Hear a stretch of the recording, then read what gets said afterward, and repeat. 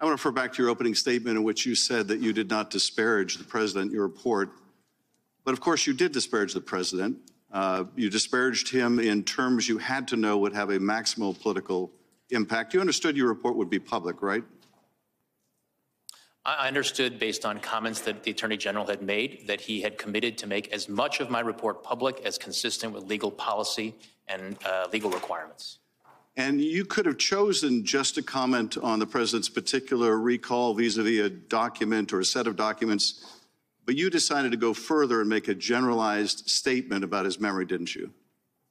Congressman, I could have written my report theoretically in a way that omitted references to the president's memory, but that would have been an incomplete and improper report, and that it did not reflect my analysis. You could have written your report with comments about his specific recollection as to documents or a set of documents, but you chose a general pejorative reference to the president.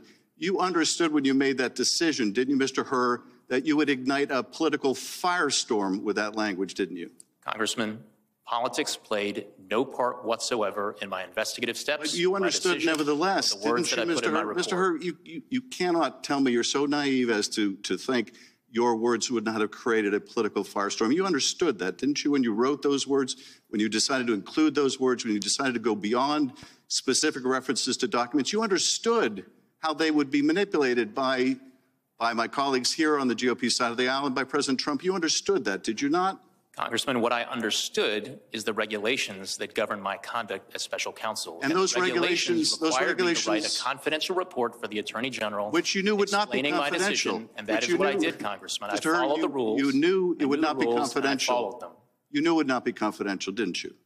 Sir, the regulations required me to write a confidential report explaining my decision to the Attorney General, which you knew would be released.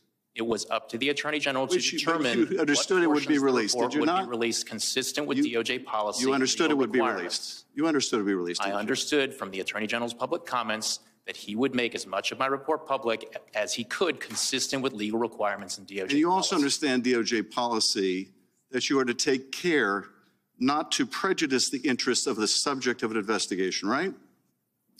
That is generally one of the interests that DOJ policy requires that prosecutors respect. And it was your obligation to follow that policy in this report, was it not? It was also my obligation to write a confidential report for the Attorney General explaining completely my decision. What you did write was deeply prejudicial to the interests of the president. You say it wasn't political, and yet you must have understood. You must have understood the impact of your words.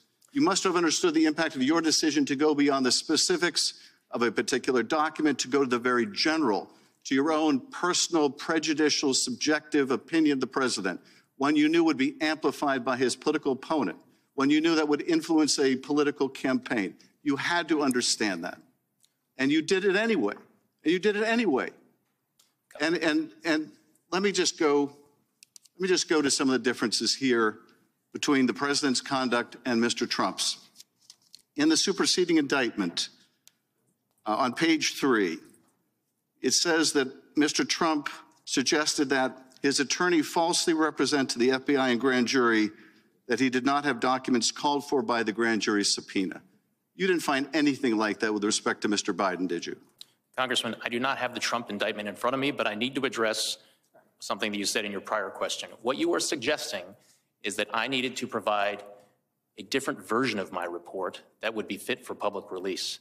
That is nowhere in the rules. I was to prepare a confidential report that was comprehensive and thorough of an explanation. What is in the rules, Mr. Hur, what is in the rules is you don't gratuitously do things to prejudice the subject of an investigation when you're declining to prosecute. You don't gratuitously add language that you know will be useful in a political campaign.